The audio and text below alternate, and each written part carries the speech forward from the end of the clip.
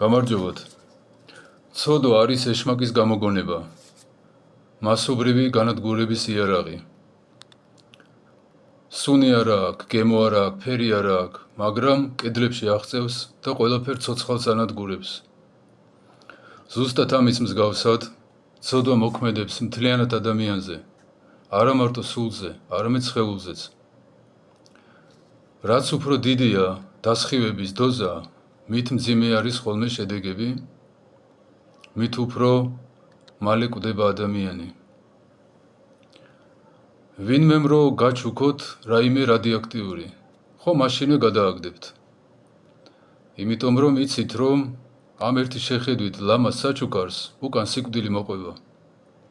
და ამ ადამიანსაც მოაშორებთ თქვენი ცხოვრებიდან, იმიტომ რომ თქვენი და თქვენი ოჯახის სიცოცხლე საფრთხის ქვეშ დააყენა. ზუსტად ასევე უნდა მოიშოროთ ხოლმე თქვენი ცხოვრებიდან ის ადამიანები, რომლებიც ცოდვას გთავაზობენ.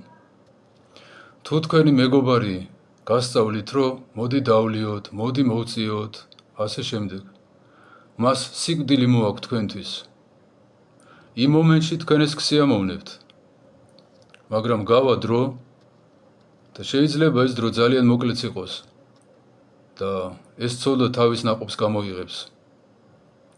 განსაკუთრებული ყურადღება უნდა მივაქციოთ ჩვენ შვილებს, რომ ეშმაკმა პირადად ან სხვა ადამიანების გამოყენებით ცოდვა ვერ ასწავლოს.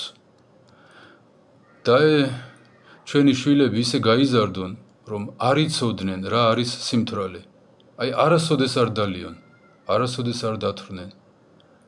და არ იცოდნენ რა არის სიგარეტი და ასე შემდეგ.